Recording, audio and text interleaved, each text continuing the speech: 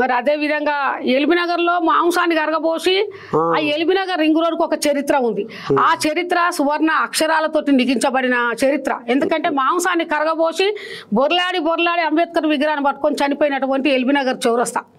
ఆ ఎల్బీనగర్ చౌరస్తాకి కేటీఆర్ గారు శ్రీకాంతాచారి చౌరస్తా నామకరణం చేసిండు. జీవో తీసిండు. ఆ జీవోను అమల్లోకి రాలేదు. మరి ఈ గవర్నమెంట్ లా మరి అమలు చేయాలని కోరుకుంటున్నా. అది శ్రీకాంతాచారి చౌరస్తా పేరు రావాలి. మళ్ళా ఇప్పుడు 100 పడకల హాస్పిటల్ కడుతున్నారు అక్కడ.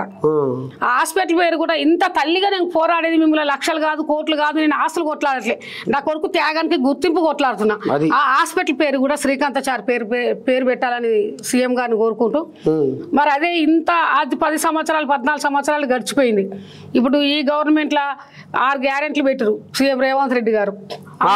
అది అమరవీరుల కుటుంబాలకు అది ఇల్లు అని 20 లక్షలు అని, అమరవీరుల కుటుంబాలకు 20,000 పింఛని, 20,000 వాళ్ళ కుటుంబాలకి హెల్త్ కార్డు, మరి అమరవీరుల కుటుంబాలకు ఇండ్ల స్థలాలు కూడా ఇస్తా అని చెప్పేసి మరి 6 గ్యారెంట్లలో కూడా పెట్టిండు. నేను ఒకటే కోరుకుంటున్నా సీఎం గారిని రేవంత్ రెడ్డి గారిని, మీరు చేస్తున్నారు అన్ని పనులు, అందులో ఈ 3 ఏదో ఒకటి అమరవీరులకు కూడా చేయాలి. అమరవీరులకు సరే ఒకటి తర్వాత చేసిన ఫస్ట్ అమరవీరుల కుటుంబాలకు 20,000 లేకపోతే ఇండ్ల స్థలాలా లేకపోతే హెల్త్ కార్డా. ఇప్పుడు గవర్నమెంట్ డిసెంబర్ వస్తే 2 సంవత్సరాలు అవుతుంది, ఇంతవరకు అమరవీరుల కుటుంబాలకు గుర్తింపు లేదు.